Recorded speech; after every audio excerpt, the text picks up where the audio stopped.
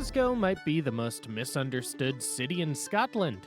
I expected a grey industrial stop, but found breathtaking architecture, wild street art, buzzing nightlife, incredible food, and places that genuinely shocked me.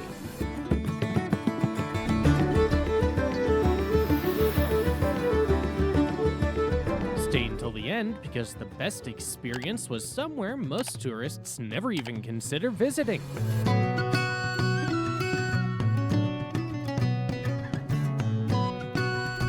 Day 1.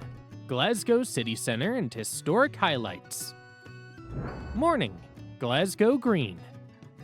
The first morning in Glasgow began in Glasgow Green, the city's oldest park, with roots stretching all the way back to 1450. Back then, it wasn't just a green space, it was a bustling part of daily life where people brought their cattle to graze and spread damp laundry across the grass to dry in the sun.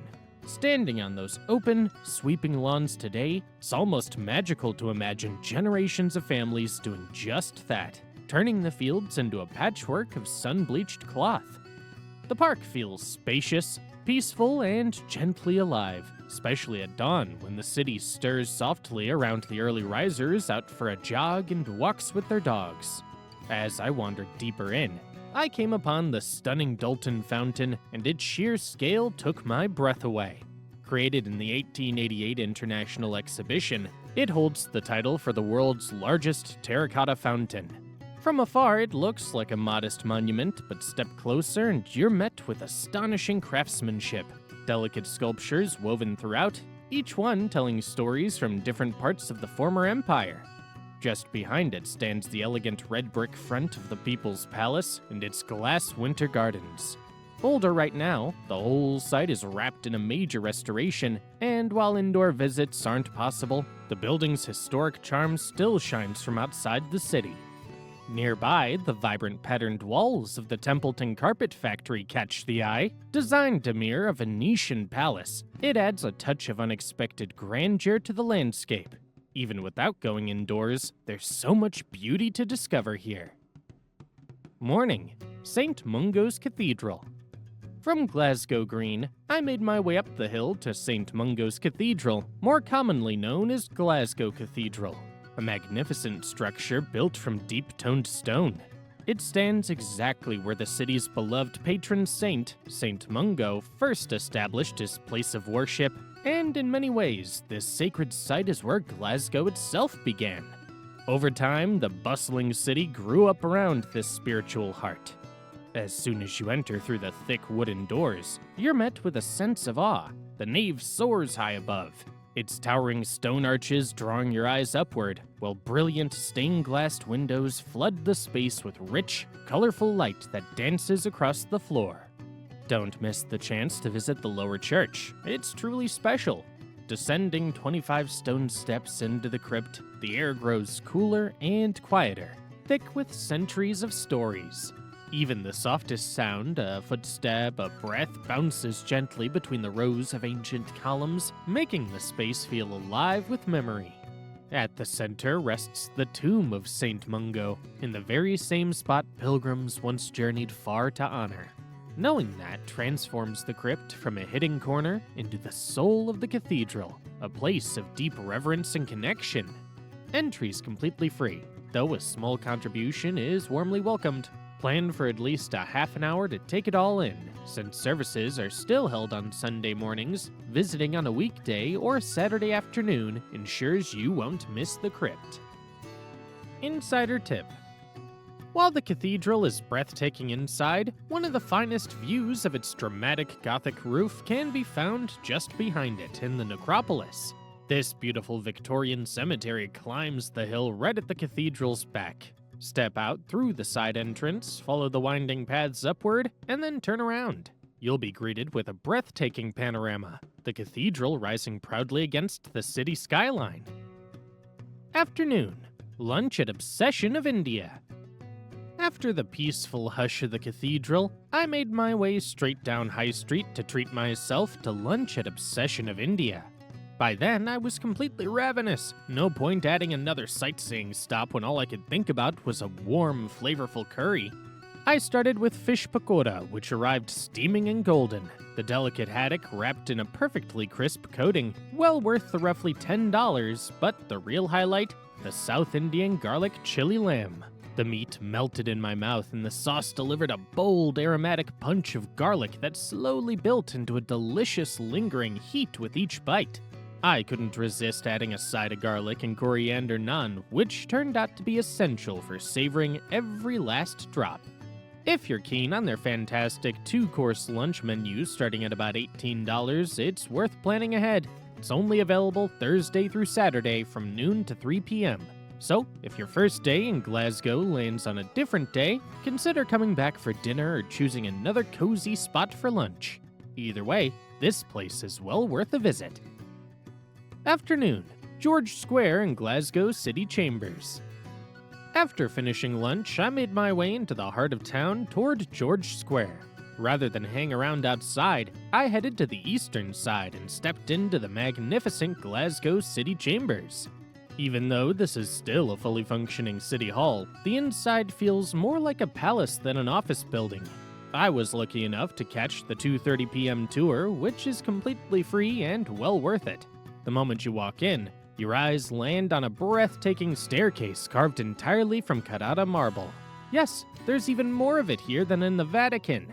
The guided tour takes you through 3 dazzling levels of polished marble, elegant stone arches, and ceilings adorned with intricate mosaics. The real showstopper is the banqueting hall, a grand space filled with towering stained glass windows and sweeping murals that tell the story of Glasgow's rise during its industrial heyday. Built in 1888, the whole place radiates pride and prosperity. Free tours run Monday to Friday at 10:30 a.m. and 2:30 p.m. You can't book in advance, so plan to arrive about a half an hour early to secure your spot. Tickets are handed out on a first-come, first-served basis. Insider tip: if you miss the tour times, don't worry. During the weekday business hours, you're welcome to walk into the main lobby anytime. You can still enjoy the stunning mosaic ceilings and get up close with the base of that incredible marble staircase. No ticket or guide needed. Late afternoon, Buchanan Street. Buchanan Street pulses with the energy of central Glasgow, serving as its lively hub. If you're hunting for a one-of-a-kind keepsake, you might not find what you're after, but this bustling pedestrian stretch is lined with familiar global brands you'd spot in any big city. But I wasn't there for shopping. I was there for the vibe. The street thrums with life, alive with a constant stream of local musicians setting up their spots along the pavement. I kept pausing, drawn in by the sound of live tunes, letting each performance pull me in before continuing my stroll toward Prince's Square. Even if you're not buying a thing, stepping into Prince's Square is a must. Built back in 1841 as a merchant's building, it felt like stepping into another world once you crossed the threshold. Inside, a breathtaking multi-tiered atrium rises above, crowned by a vast glass ceiling while intricate detailed balconies curl around the space. It's Victorian elegance at its finest, so grand and inviting that the place feels like a majestic European courtyard. Early evening, Merchant City. As evening began to settle, I found myself strolling into Glasgow's Merchant City. The name says it all. This was once the heart of the city's most powerful tobacco and sugar merchants, whose fortunes shaped the area's striking stone buildings. These grand structures still stand proudly, echoing the vast wealth that once poured through these streets in the 1700s. Yet, it's hard not to feel the weight of its history, knowing that so much of its prosperity was rooted in the transatlantic slave trade, a truth that adds a solemn depth to their beauty. Today, the neighborhood has beautifully transformed. Former warehouses and trading halls now breathe new life as chic apartments, creative galleries, and inviting eateries. I lingered in Merchant Square, once a covered market, now a lively gathering spot beneath a sweeping glass canopy, buzzing with friends catching up over dinner or drinks. There isn't one single landmark that demands your attention here, and that's part of the charm. The real magic lies in wandering freely.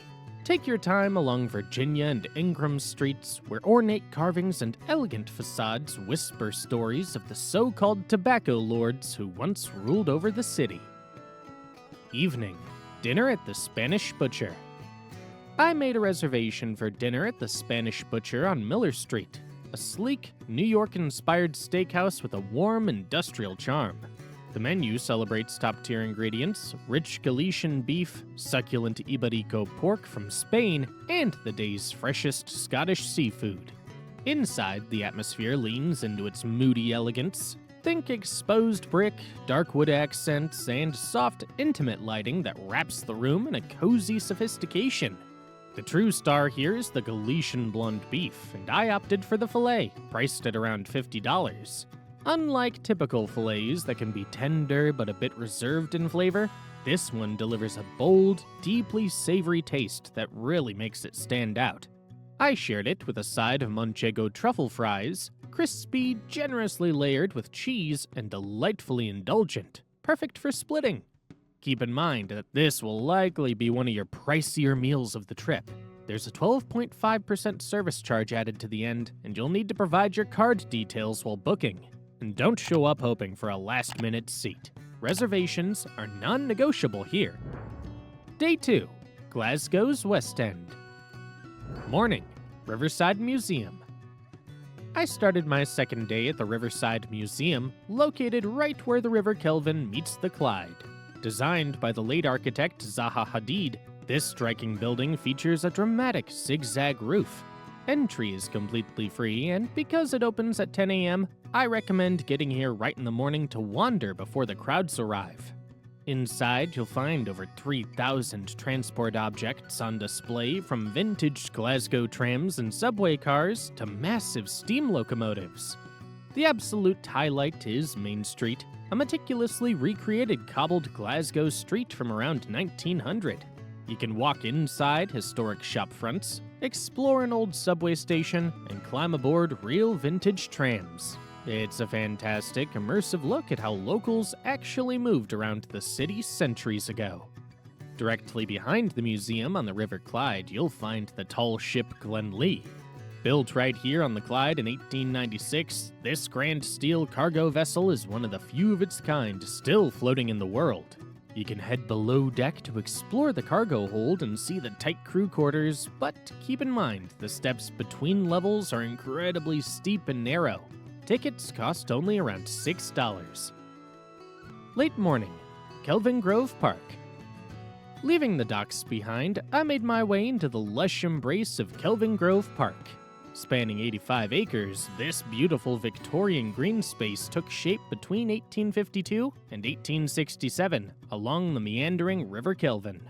Designed by the renowned architect Sir Joseph Paxton, it holds the honor of being Scotland's first public park created with intention and care for city dwellers. While Glasgow Green offers open, level lawns, Kelvingrove unfolds with rolling hills and lively contours. Winding paths dip suddenly toward the rushing river, then climb gently through shaded woodlands. As I ascended to the higher trails, the trees opened up, unveiling a striking view of the University of Glasgow, its grand Gothic spire rising proudly against the skyline. Deep in the park's heart, I came upon the impressive Stuart Memorial Fountain. Erected in 1872, this layered sandstone tribute marks a turning point in Glasgow's history, the delivery of clean water from Loch Katrine directly to the city. At a time when the rapid industrial growth led to deadly cholera outbreaks due to contaminated water, this engineering feat brought life-saving relief. Up close, the fountain is crowned with a bronze figure of Ellen Douglas, the poetic heroine from Sir Walter Scott's works. Kelvingrove Art Gallery and Museum. Just steps from the park, you'll find the Kelvingrove Art Gallery and Museum. And if you're only able to visit one museum in Glasgow, let this be the one. It's completely free to enter, but with 22 galleries and around 8,000 fascinating objects on display, trying to take everything in at once might leave you overwhelmed.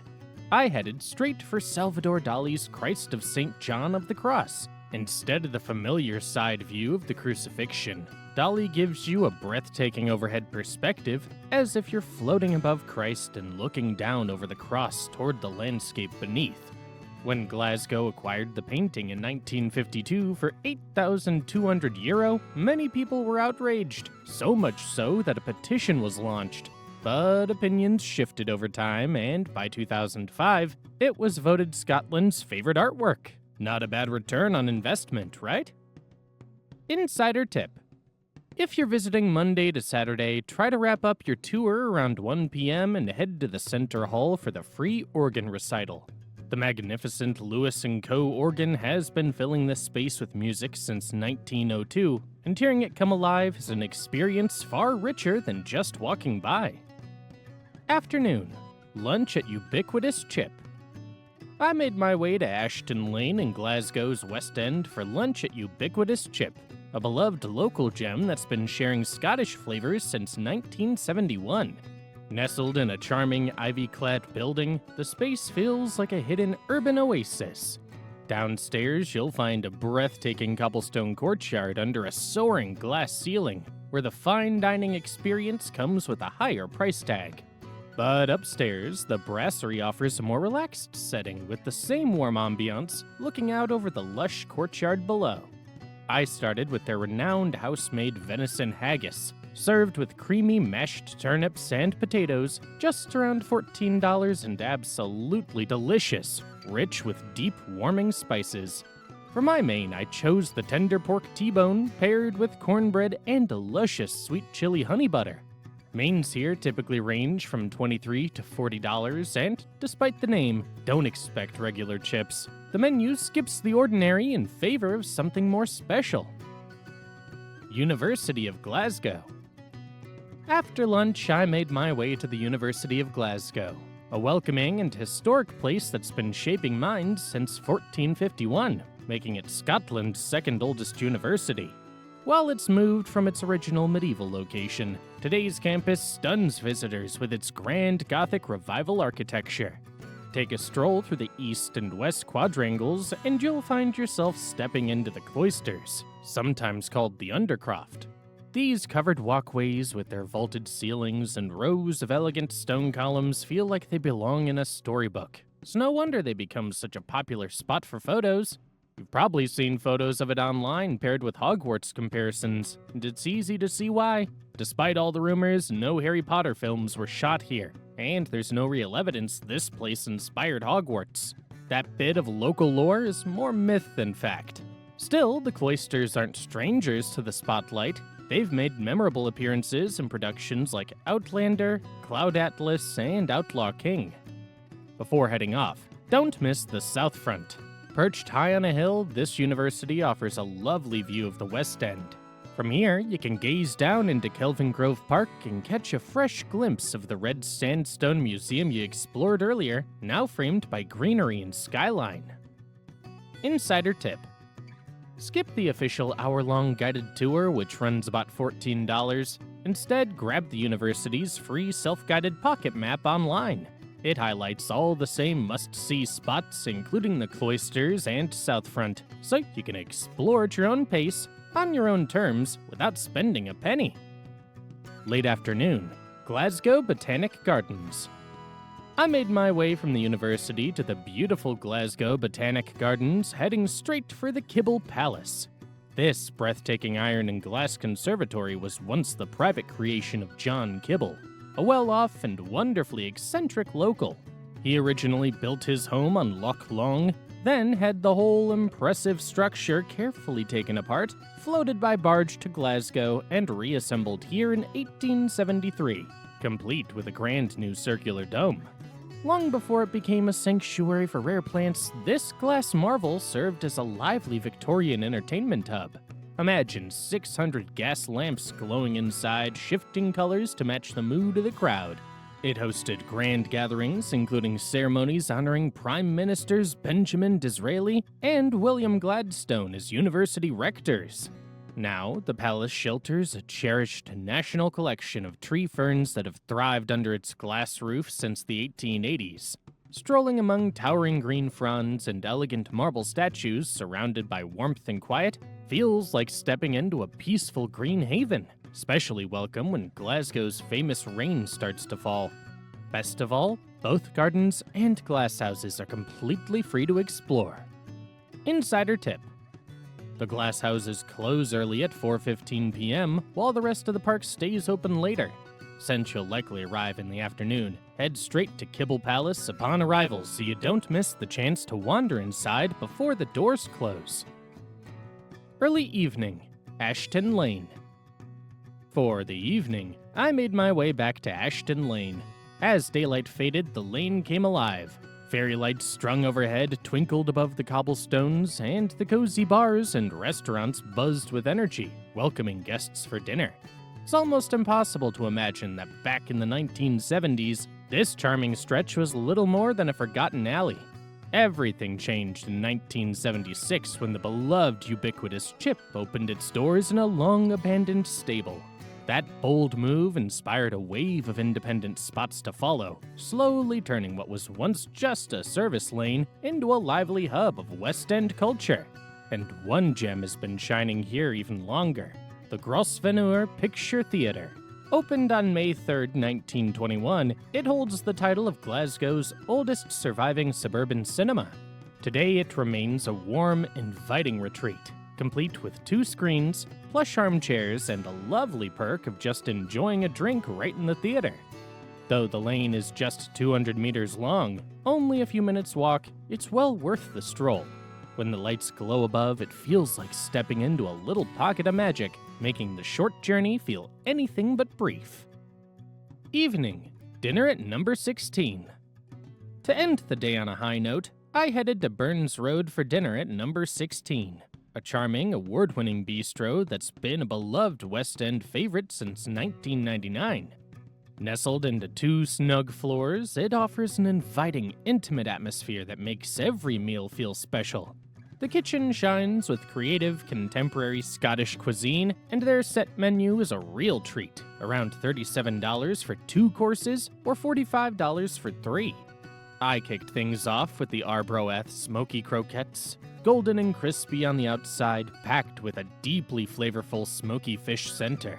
For my main, the pan-roasted duck breast was outstanding, tender, juicy, and perfectly pink, paired beautifully with a velvety potato fondant. A rich, well-balanced sauce pulled everything together in the most satisfying way. With only about 38 seats, the place gets busy and the compact kitchen can mean service slows a bit during peak times, but the incredible food more than makes up for it. Just be sure to book ahead so you don't miss out. Day 3, Glasgow's Southside. Morning, Pollock Country Park. On my final day in Glasgow, I chose to wander through the Southside, a lovely way to say goodbye to the city. My first stop was Pollock Country Park, where I was especially eager to meet the Pollock Fold, a thriving herd of around 50 Highland cattle that have called this land home for generations. There's something truly special about seeing them up close on a misty morning. They resemble gentle giants wrapped up in thick, shaggy coats, almost like living, breathing rugs. That iconic woolly look isn't just charming, it's brilliantly practical. Their outer coat is long and oily, perfectly designed to repel Scotland's frequent drizzle, while a soft, insulating underlayer keeps them cozy even during the coldest months. Since the herd moves between different grazing areas, there's no fixed spot to find them. As you stroll down Pollock Avenue toward the museum, keep an eye on the surrounding fields. If you're visiting between March and June, you might be lucky enough to spot some adorable calves taking their first steps. Burrell Collection. A peaceful walk through the park leads you right to the Burrell Collection, a remarkable museum born from the generosity of shipping legend Sir William Burrell and his wife Constance. In 1944, they gifted their extraordinary personal collection, over 9,000 treasures, to the city, and it's been inspiring visitors ever since. Sir William had a deep love for medieval art, especially stained glass, and the museum shines with hundreds of these luminous panels, some centuries old. Walking among them, you can truly feel his passion and vision come to life. As you explore, you'll discover just how wide-ranging his tastes were. One moment you're standing before Rodin's iconic bronze The Thinker, cast in 1880, and the next you're face to face with a serene, life-sized Ming Dynasty Luhan statue from 1484, each piece telling its own story. The building itself is a modern marvel beautifully reopened in 2022, and after a $90 million transformation. Floor-to-ceiling windows invite the lush greenery of Pollock Park inside, blending nature and art in perfect harmony. Afternoon, lunch at Café Salmagundi. For lunch, I made my way to Mount Florida and popped into Café Salmagundi on Cathcart Road, a cozy little spot that feels like a local favorite. Their menu changes often, which keeps things exciting, but one thing remains a consistent hit: their homemade tatty scones. These aren't your typical sweet, fluffy tea time scones. Scottish tatty scones are thin, savory, and made from potato and flour, cooked up crisp on the griddle. At Salmagundi, they love to serve them as part of a hearty breakfast stack, piled high with tasty toppings like salsa verde. Most of their savory plates and stacks come in around $9 to $13, offering great flavor for the price. Since the menu shifts regularly, the exact combo might vary, but if you see any version of the potato scone stack on offer, go for it. It's a crowd pleaser. Scottish Football Museum at Hampden Park. Up next is Hampden Park, Scotland's iconic national stadium and a true pilgrimage site for football lovers. While the museum alone costs around $10, the combo ticket, offering both museum access and a guided stadium tour, is a real steal for about $19. That little extra unlocks special behind-the-scene areas typically only seen by players on game day. You'll step into team changing rooms and the indoor warm space, where you can even try your luck at the Hampton Hot Shots Challenge, a fun speed test to see how hard you can kick. Then comes one of the highlights, walking the exact path players take, emerging through the tunnel as a recording of the legendary Hampton roar echoes around you. This thunderous sound pays tribute to the incredible noise once made by packed crowds in the stadium's heyday. Inside the Scottish Football Museum, the crown jewel is the original Scottish Cup. First lifted by Queen's Park in 1874, this gleaming trophy holds 2 Guinness World Records. It's the oldest national football trophy in the world, and the oldest in all of association football. Before heading out, keep an eye out for the match ball from Scotland's unforgettable 5-1 victory over England at Wembley in 1928. A performance so brilliant, it earned the squad the enduring title of the Wembley Wizards. Insider tip: be sure to book your combined ticket online before finalizing your plans. Since Hampton hosts live matches, big concerts, and major events, tour availability can shift or fill up quickly depending on what's happening on the pitch. Evening, dinner at Odo. For dinner, I made my way to Odo and Shawlands, a cozy spot that used to be called Bella Napoli before transforming into its current golden namesake, since Odo means gold in Italian. It's lovely running by Domenico Crolla, whose passion for pizza runs deep. Growing up in Glasgow, he learned the craft at his Italian mother's side, back when handmade pizza was still a rare treat in the city. Over time, he earned global acclaim for his creations, so naturally, I wasn't about to visit and skip the very thing he's celebrated for. I did, however, start with something special from their current menu. Scallops served with silky meshed potato, spicy nduja, and a bright salsa verde. The nduja, a soft, fiery Calabrian pork spread, brought a bold kick that played beautifully against the sweet shellfish and creamy potatoes. That said, Odo rolled out a fresh menu in 2026, so this dish might have evolved by now. For the main event, I turned to the pizza section, the heart of the experience. One of the joys here is being able to peek into the open kitchen, where you can watch the team stretch dough and slide pizzas into the oven, turning Crolla's lifelong journey with pizza into something you can see, smell, and savor in real time. Dessert brought one of Odo's classics, their signature donuts. Served warm and dusted generously with cinnamon sugar, they arrived with little pots of dipping sauces on the side. Simple, comforting, and utterly satisfying. After 3 wonderful days exploring Glasgow, ending on this sweet, cozy note felt just right. It was the perfect, heartfelt finale to my trip. Useful info for spending 3 days in Glasgow. Best time to visit Glasgow.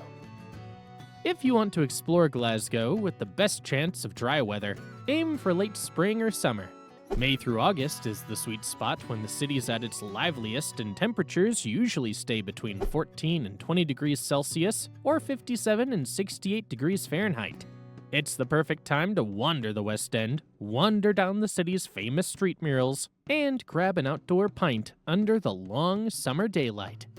The rest of the year is much wetter and colder, with winter temperatures usually hovering between 4 and 8 degrees Celsius, or 39 and 46 degrees Fahrenheit. While January is biting and gray, it's a great time to visit if you want to avoid crowds, spend your days exploring the city's free world-class museums, and duck into cozy, fire-lit pubs. Airport tips. Glasgow Airport is your main gateway, sitting just 9 miles or 14 kilometers west of the city center. There's no direct train at the terminal, so your absolute best lifeline into town is the Glasgow Airport Express 500 bus. The buses are parked right outside the arrivals hall, and they pull out every 12 minutes and cost around $14 for a single ticket. If you're hauling heavy bags, grab a metered black cab from the terminal rank.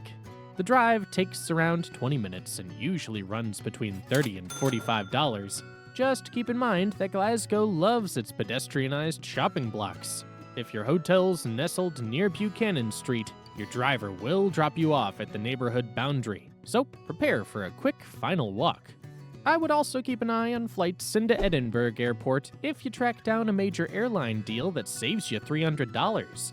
A direct express coach connects the Edinburgh terminal straight to downtown Glasgow in about an hour, and the ride's so smooth and painless that it's well worth the extra travel time.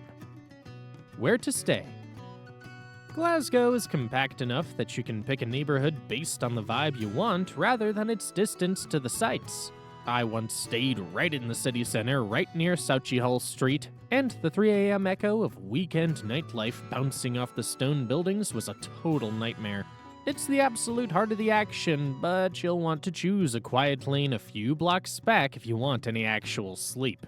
Trendy budget spots like Revolver, right in the center, run between $50 and $90 a night, while sleek, mid-range boutique spaces like Citizen M hover around $140 to $220. Finnieston is the smarter move for a better value. It has a gritty, creative energy with old industrial architecture and great food spots on every corner, putting you right next to Kelvingrove Park.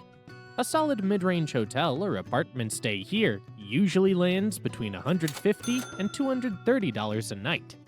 If you want historic architecture and leafy streets, the West End around Hillhead is beautiful with its cobblestone lanes, though it can feel a bit like an exclusive tourist bubble. A stay in this upscale area can easily push past $240 to $350 a night. For something that feels like a real community, I'd head 4 kilometers or 2.5 miles south to Shawlands. It's a relaxed neighborhood of classic sandstone tenements where the pace is much slower, and a cozy local guest house or apartment stay will generally cost you around $90 to $140 a night. How to get around. Glasgow is a compact city built on a grid system, making it incredibly easy to navigate on foot.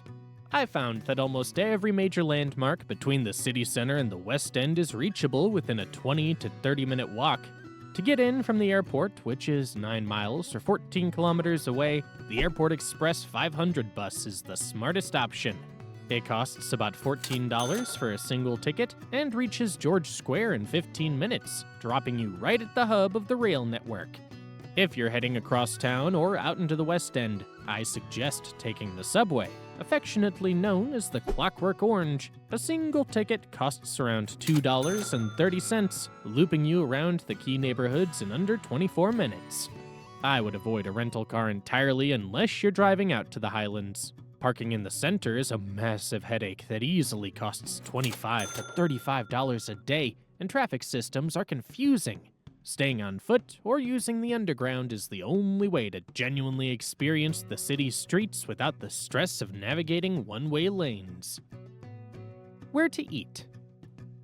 Glasgow has no shortage of great spots, but if I had a few extra meals to throw into the mix, these are the exact places I would hit first. For a real deal local institution, check out Cafe Gandolfi. Sitting in the heart of the merchant city since 1979, this spot is famous for its striking custom driftwood furniture and cozy atmosphere.